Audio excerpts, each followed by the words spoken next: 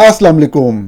آج کے اس پروگرام میں جن موضوعات پر بات کر رہے ہیں اس میں شامل ہے کہ پولیٹیکل وکٹمائزیشن کا سلسلہ جاری ہے پاک فوج کی طرف سے، اور آج کے دن بھی پاکستان تحریک انصاف کے مختلف رہنماؤں اور کارکنوں کو سخت ترین سزائیں سنائی گئیں۔ اس سب کا مقصد کیا ہے، یہ پروسیس کب تک جاری رہے گا، بہت اہم موضوع، اس کے اوپر بات کریں گے۔ اسی طرح سے ہم بات کریں گے ایک اور سرونگ جنرل کو ایک اہم ترین سویلین منسٹری کے اندر اس طرح سے اپوائنٹ کیا گیا ہے کہ وہ ہیڈ ہوگا اس منسٹری کا اور سارے معاملات کو چلائے گا۔ بہت ہی خوفناک صورتحال۔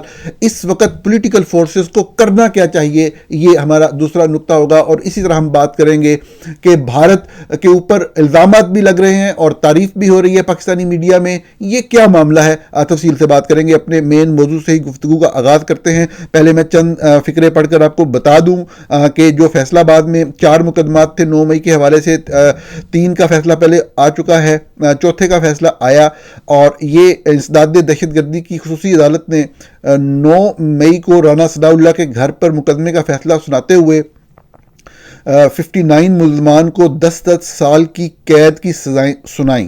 انسداد دہشت گردی کی خصوصی عدالت نے 16 ملزمان کو 3 سال کی قیدیں سنائیں، جبکہ 34 ملزمان کو بری کر دیا۔ انسداد دہشت گردی کی جانب سے مجموعی طور پر 75 ملزمان کو سزائیں سنائی گئیں۔ جن اہم پی ٹی آئی رہنماؤں کو سزائیں ہوئیں 10 سال کی، اس میں عمر ایوب، شبلی فراز، زرتاج گل، شیخ راشد شفیق، رائے مرتضی اقبال، کمل شوذب سمیت شامل ہیں۔ اسی طرح سے اسماعیل سیلا، انصر اقبال، بلال اجاز، اشرف سونا، مہر جوید اور شکیل نیازی کو بھی سزائیں سنائی گئیں۔ فواد چودھری اور زین قریشی کو بری کر دیا گیا۔ فیصلہ آباد میں 9 مئی کو جو جلاؤ گھراؤ کے واقعات ہوئے تھے، وہ آگے تفصیلات اس کی بتا رہے۔ تو یہ آج کی اپڈیٹ تھی۔ اس سے پہلے جو سزائیں سنائی گئیں بہت ہی illogical تھیں، کوئی ان کا پس منظر، کوئی ان کا بیک گراؤنڈ نہیں تھا۔ پہلے میں ان پہ بات کر لوں اور پھر میں اس پہ آتا ہوں۔ سب سے اہم بات یہ ہے کہ آپ سب لوگ جانتے ہیں بعض صحافی جان بوجھ کے بددیانتی سے 9 مئی کے واقعات کو کوئی نیشنل سیکیورٹی کے اوپر حملہ قرار دیتے ہیں اور بہت ہی خوفناک واقعہ قرار دیتے ہیں۔ وہ یہ کہتے ہوئے اگر صرف اتنا کہہ دیں کہ فوج لوگوں کو زور زبردستی، تشدد اور اغوا کے ذریعے اپنی لائن میں لانے کی کوشش کرتی رہی ہے 9 مئی کے بعد، اور جو لوگ ان کی لائن کو ٹو کر گئے اور پی ٹی آئی کو اس وقت خدا حافظ کہہ گئے، ان کو معافی مل گئی۔ اور یہ وہ لوگ تھے سارے جو کہ اگر کہیں پہ کوئی مین احتجاج ہوا بھی تو اس کے اصل سرکردہ لوگ یہ تھے، اس میں اکسانے والے یا اس کو آگے لے کے جانے والے یہ مین لوگ تھے اگر کہیں پرتشدد کاروائیاں ہوئیں۔ اور صاف ظاہر ہے ان کے خلاف چونکہ ایویڈنس تھا، جیسے ہی فوج نے ان سے بات کی، وہ چاہے فروخ حبیب ہوں فیصلہ آباد کے یا باقی لوگ، تو وہ الٹیمیٹلی جو ہے فوری طور پر وہ مانتے چلے گئے ان کی باتوں کو، ان سب لوگوں کو معافی مل گئی۔ بددیانتی صحافیوں کی کہاں سے سامنے آتی ہے کہ آپ اتنا سا ایک فکرہ کہہ دیں، آپ کا رائٹ بنتا ہے آپ کوئی بھی رائے رکھیں کسی واقعے کے بارے میں کہ یہ غلط ہوا، یہ نہیں ہونا چاہیے تھا، لیکن اس کو سیاسی مقصد کے لیے استعمال نہیں کرنا چاہیے کہ جو پی ٹی آئی چھوڑ دے وہ پوتر ہو گیا، اور جو نہ چھوڑے اور جس کا 9 مئی سے کوئی تعلق دور سے بھی نہ ہو اس کو سخت ترین سزائیں۔ صرف اتنی بات کہہ کے اپنی کریڈیبلٹی کو برقرار رکھا جا سکتا ہے، کوئی ضرورت نہیں ہوتی سائڈ لینے کی۔ اگر آپ کسی بات پہ پی ٹی آئی کو غلط سمجھتے ہیں 1,00,000 بار کہیں، لیکن بددیانتی تو نہ کریں۔ یہ تو نہ لگے کہ آپ فوج کے پٹھو بن کے طاقتور سے کوئی مفاد حاصل کرنا چاہ رہے ہیں، یا رابطہ یا تعلق، جس طرح اس خطے کی خصوصیت ہے کہ بادشاہوں سے یا طاقتوروں سے بس اتنا ہی ہو کہ آپ کا تعلق ہے، تو اسی کے اوپر ہی آپ کا جو ہے نا وہ دل خوش ہوتا رہتا ہے لوگوں کو بتانے کے لیے کہ جی میں فلاں بندے کو ملتا ہوں اور فلاں سے میرا تعلق ہے، یا فلاں سے مجھے فلاں انفارمیشن مل جاتی ہے، یا فلاں سے میں فلاں کام کروا لیتا ہوں۔ تو یہ صحافتی بددیانتی کا عروج ہوتا ہے جب کوئی شخص یہ بات کر رہا ہوتا ہے۔ واقعات کیا تھے بہت دفعہ ہم نے ڈسکس کیا۔ ایک تعمیری، ایک علمی گفتگو کسی وقت بھی ہو سکتی ہے، کوئی بھی میرا پروگرام دیکھنے والے یا کسی بھی سوشل میڈیا پلیٹ فارم پہ اس پہ بات کر سکتے ہیں کہ ہمیں بتائیں تو صحیح کہ کون سی دفاعی تنصیب کے اوپر حملہ ہوا۔ بھی مین چیز تو ایک GHQ تھا، وہاں پہ لوگوں نے باہر احتجاج کیا، اور ویڈیو سے ثابت ہوتا ہے کہ جو پشاور روڈ کے اوپر راولپنڈی میں جنگلہ ہے اس کے اوپر چند لوگ پتھر پھینک رہے ہیں۔ تو صرف آپ اپنے آپ کو ایک ہولی کو سمجھتے ہیں, ایک مقدس گائے سمجھتے ہیں کہ اگر آپ کے اوپر کسی نے اس طرح سے احتجاج بھی کر دیا تو اس کو بدترین مثال بنا دینا ہے تاکہ کبھی کوئی جرأت ہی نہ کرے. یہی صحافی جو بدترین واقعہ کہتے ہیں 9 مئی کو, اگر وہ صرف اتنا کہہ دیں اپنی فکرہ کہتے ہوئے کہ اس بات میں کوئی دوسری رائے نہیں کہ پاکستان کے اندر جو پاکستان کی فوج ہے اس کے بہرحال 2 کردار ہیں, ایک کردار ان کا جو دفاعی معاملات ہیں اس کے حوالے سے وہ کیسا ہے, اچھا ہے برا ہے, وہ علیحدہ معاملہ ہے, تو ایک کردار, اور دوسرا کردار سیاسی کردار ہے. فوج مکمل طور پہ سیاست میں انوالو ہوتی رہی ہے, لیکن اب پچھلے 2 سال 2.5 سال سے سیاست اور پوری ایڈمنسٹریشن میں بھی انوالو ہے, یعنی کہ پورا نظام فوج چلا رہی ہے. تو ایسی صورتحال کے اندر احتجاج کس کے خلاف ہو, صرف وہ اتنی بات کر دیں کہ جی پی ٹی آئی والوں نے غلط کیا, مطلب جو ہوا وہ تو آپ کے سامنے ہے, میں کئی دفعہ بیان کر چکا ہوں کہ احتجاج ہے, احتجاج کا جمہوری معاشروں میں حق ہوتا ہے, احتجاج کو متشدد نہیں ہونا چاہیے. اگر کہیں پہ متشدد احتجاج ہوا تو کچھ لوگوں نے قانون وائلیٹ کیا تو ہم تو اس چیز کے لیے ہی سارے کیریئر گزار دیتے ہیں کہ قانون پہ عمل درآمد ہو, قانون کے مطابق چلیں, آئین کے مطابق چلیں. تو کوئی شخص کیسے کہہ سکتا ہے کہ جس شخص نے قانون توڑا ہے اس کو سزا نہ ہو, لیکن جو قانون توڑا ہے, جو قانون میں سزا ڈیفائن ہے وہ آپ دیں گے نا. آپ لوگوں کو 10 سال کی سزائیں تو نہیں سنائیں گے. یہ بڑی غلط بات ہے, بالکل بیہودہ بات ہے. آپ جب بھی بطور صحافی بیٹھتے ہیں تو آپ کا فرض ہوتا ہے کہ آپ جو اپنا نقطہ نظر کسی حوالے سے کہنا چاہتے ہیں وہ ضرور کہیں, لیکن جو سچ ہے وہ بھی تو بولیں نا. آپ یہ ضرور بتائیں لوگوں کو کہ فوج مکمل طور پہ سیاست اور ایڈمنسٹریشن میں انوالو ہے. اگر لوگ کسی بھی حوالے سے نالاں ہوں گے کسی بھی ایڈمنسٹریٹو یا political decision of the Pakistan army سے, تو وہ احتجاج فوج کے خلاف ہی کریں گے.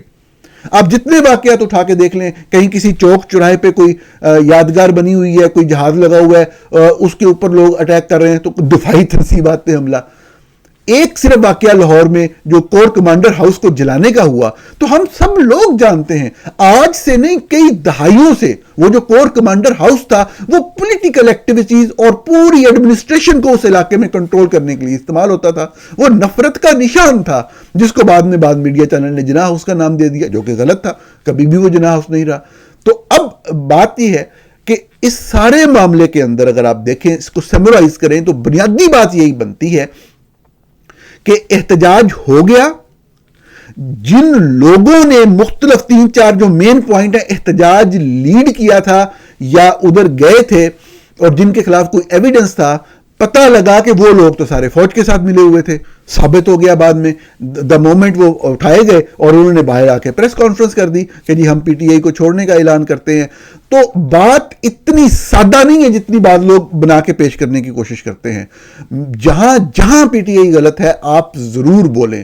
پی ٹی آئی فوج کے ساتھ مل کر سیاست کرنے پہ یقین رکھتی تھی, اوپنلی عمران خان کہتے تھے, اور اب کے دن تک یقینی طور پہ پی ٹی آئی کا یا جو ان کے قائد ہیں ان کا فلسفہ یہی ہے کہ فوج کے ساتھ بات کر کے یا مل کے آگے چلنا ہے. اس چیز کے اوپر ہر جمہوریت پسند تنقید کرے گا.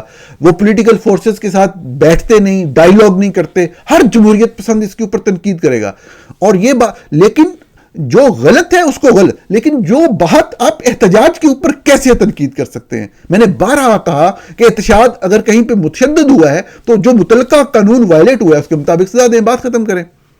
تو یہ سارے کا سارا آپ نے دیکھا کہ ایک پولیٹیکل انجینئرنگ کے لیے استعمال کیا گیا.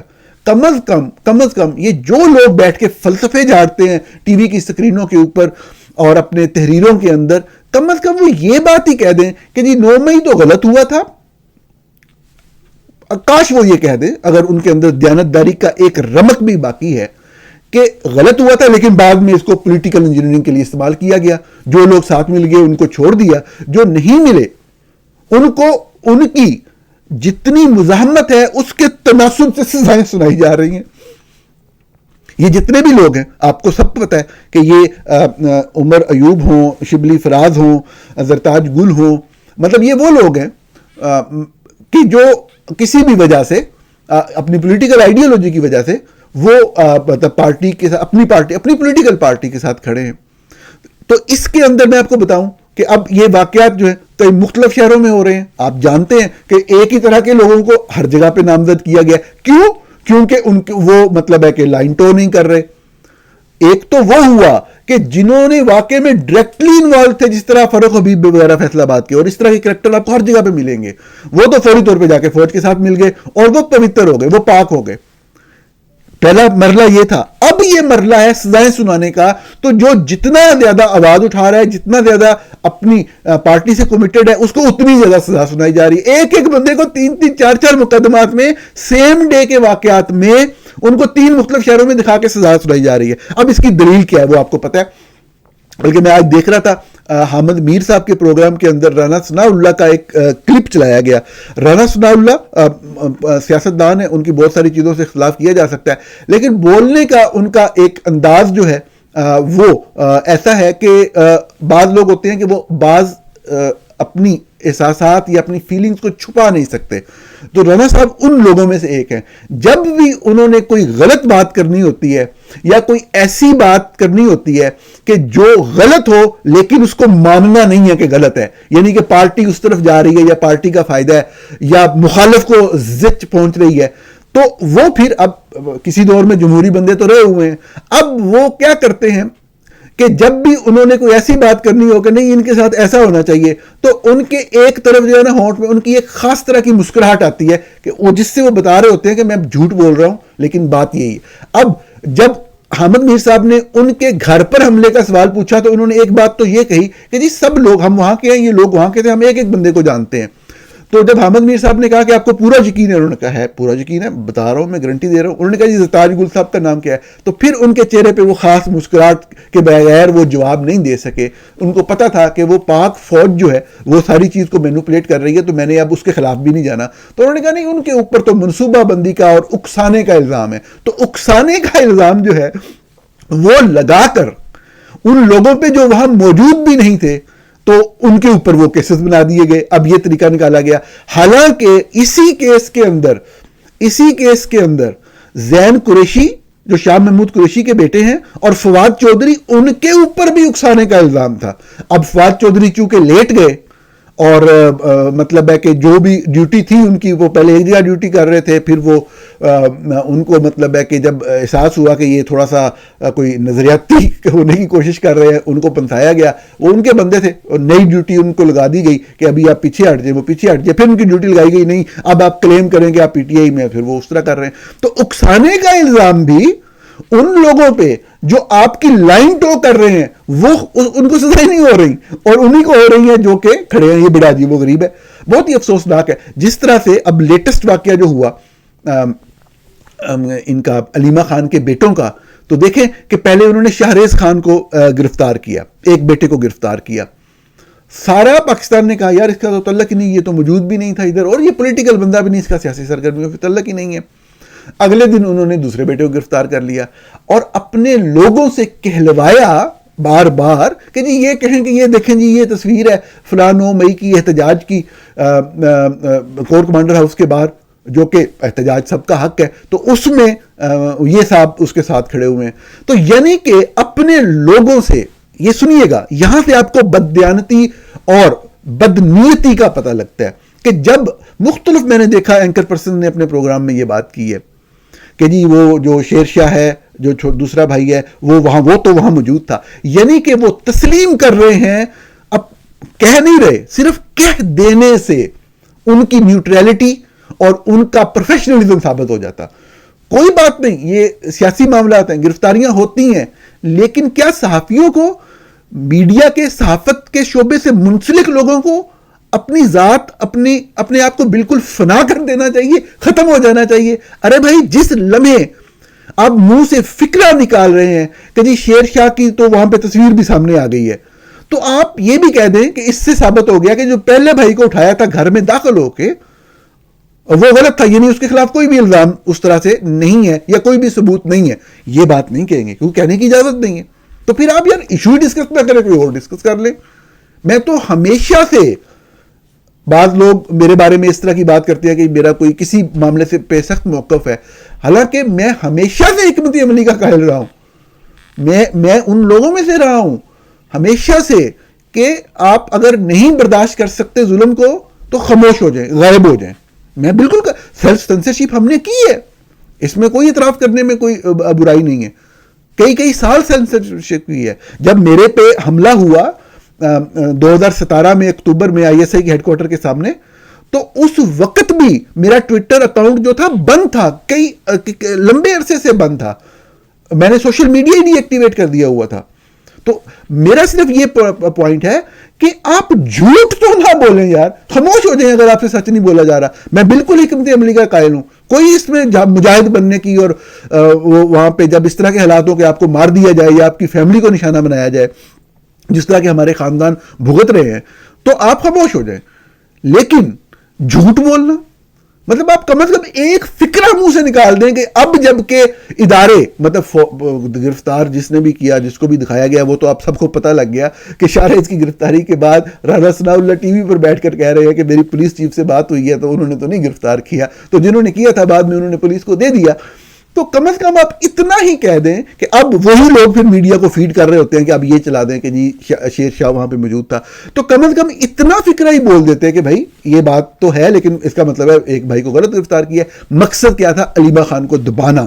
علیمہ خان مسلسل بول رہی ہیں، آواز اٹھا رہی ہیں، ان کو کنٹرول میں لانا، دوسرے لوگوں کو کنٹرول میں لانا. جو لوگ بھی مطلب بات کر رہے ہیں ان کے اوپر سختیاں لانا، ان کو کمزور کرنا، ان کے نروز کو توڑنا. اور یہ تمام جو سزائیں ہیں اسی پروسیس کا، یعنی کہ یہ ساری پولیٹیکل انجینئرنگ ہے. میں اپنی بات کو کنکلوڈ یوں کروں گا کہ یہ ایک چیز ہمیں تسلیم کرنی چاہیے. آپ 9 مئی کے بارے میں میرا ایک نقطہ نظر ہے، آپ کا کوئی اور ہوگا، کسی اور کا کوئی اور ہوگا، اور ہر کسی کو اپنا نقطہ نظر سامنے رکھنے کی کھلی آزادی ہے. ہم ایک جمہوری سوچ اور جمہوری معاشرے کے قائل ہیں، لیکن آپ بددیانتی کی اس حد تک تو نہ جائیں نا کہ آپ کہیں 9 مئی غلط ہوا لیکن اس کو پولیٹیکل انجینئرنگ کے لیے استعمال کیا گیا، لوگوں سے پارٹیاں چھڑوائی گئی، ان کو معاف کیا گیا جو مین لوگ تھے، اور آج کے دن تک اس کو استعمال کیا جا رہا ہے. سب سے بڑا افسوس، اس کو کنکلوڈ اس بات پہ کروں گا، اس بات سے ہوتا ہے کہ بہت اچھے لوگ بھی دوسری پارٹیوں کے جو کہ جمہوری سوچ رکھتے ہیں، وہ بھی کسی بھی وجہ سے، میں نہیں کہوں گا تعصب ہے یا جو بھی ہے، سب سے وہ لوگ اگینسٹ ہیں پی ٹی آئی کی فلسفی کے، عمران خان کی سیاسی سوچ کے، جو کہ میں ہمیشہ اس سارے معاملے سے جو بھی ان کی آئیڈیالوجی اور جو بھی سیاست ہے، میں ہمیشہ اپنے اختلاف کا اظہار کرتا ہوں اور کرتا رہوں گا. لیکن اگر کوئی کسی سیاسی جماعت کا کارکن ہے، سے وابستہ ہے، یہ ہمدردی بھی رکھتا ہے، یہ عام خیری بھی ہے، تو یہ بربریت کی، جبر کی بدترین مثال ہے جس طریقے سے سزائیں سنائی جا رہی ہیں. تو اس کو ایک فکرے میں کنڈیم کرنا لازمی ہے، فرض ہے ان لوگوں کے لیے جو خود کو سیاسی لوگ یا جمہوری لوگ کہتے ہیں. ہاں آپ تنقید کر سکتے ہیں، تنقید کریں، یہ نہیں کہ جب بھی کوئی سویلین پس رہے ہوں تو آپ فوج پس رہے ہو آپ کہ میں خاموش ہوں، بس ٹھیک ہے جی پہلے اکٹھے تھے اب لڑ رہے. ارے سب پہلے اکٹھے تھے، کون اکٹھا نہیں تھا؟ یہاں پہ بات آئی تو بہت آگے جائے گی. خیر ہم اپنے دوسرے موضوع کی طرف چلتے ہیں. بڑا انٹرسٹنگ موضوع ہے. پاکستان کے سینئر صحافی ہیں جناب اعجاز سید، جن لوگوں نے بڑا لمبا عرصہ اس نظام میں کام کیا، تو ان کو ایک چیز جو بنیادی سمجھ آئی وہ یہ تھی کہ ہم نے اپنے ریجن کے اندر جو ہے ہم نے اچھے تعلقات رکھنے ہیں تمام ہمساؤں سے، مطلب ہر ممکن کوشش کرنی ہے اپنی جو ایک سیلف ریسپیکٹ ہے ایز اے کنٹری اس کو برقرار رکھتے ہوئے. تو بہت سے لوگ ایسے ہیں جو کہ اس چیز اور اسی وجہ سے خطے کے حالات بہتر ہوں گے، اکانومی بہتر ہوگی. عام غریب لوگ جن کو 3 وقت کی روٹی نہیں ملتی، 2 وقت کی روٹی نہیں ملتی کھانے کو، ان کے رزق میں بہتری ہوگی، ان کے کام کرنے سے اکانومی آگے چلے گی، معاشرہ ملک آگے چلیں گے. دونوں طرف غربت کی انتہا ہے پاکستان اور بھارت میں. تو اعجاز سید نے ایک مثبت خبر تھی، وہ 2 مرتبہ رپورٹ کی کہ پہلے انہوں نے کہا کہ جی بھارت نے رابطہ کیا، سب ڈپلومیٹک چینل سے کیا، 27 مادہ وہ کہتے ہیں کہ ہم نے معطل کر دی ہے. تو اعجاز سید نے خبر دی. اچھا میں اور چیز دیکھ رہا تھا، میرا موضوع گفتگو اعجاز سید صاحب کی خبر نہیں ہے، میں یہ دیکھ رہا تھا جیسے ہی اعجاز صاحب کی خبر آتی ہے تو ایک اور خبر جلدی سے جو چلوائی جاتی ہے فوری طور پہ کہ بھارت کی آبی جارحیت جاری ہے، بھارت یہ کر رہا ہے، بھارت وہ کر رہا ہے. اور پھر جب دوسری مرتبہ بھارت نے اطلاع دی کہ اب ستلج میں بھی سیلاب کا یہ وارننگ ہے، تو اب یہ پانی کا جو معاملہ ہے یہ ہمیشہ سے پچھلے 78 سال سے یہ ڈیبیٹ ہے کہ صاف ظاہر ہے کہ انڈیا پانی وہاں پہ جو ایک ان کی جو روکنے کی استطاعت ہے جب اس سے زیادہ ہوگا تو ان کو چھوڑنا ہی پڑے گا، اور آگے جو علاقے ہیں ان کو سفر کرنا پڑے گا، وہ پانی وہاں پہ مطلب ایک ہوتا ہے نا جان بوجھ کے چھوڑ دینا. یہ سب کو پتہ ہے اس وقت مونسون کی وجہ سے کیا حالات ہیں.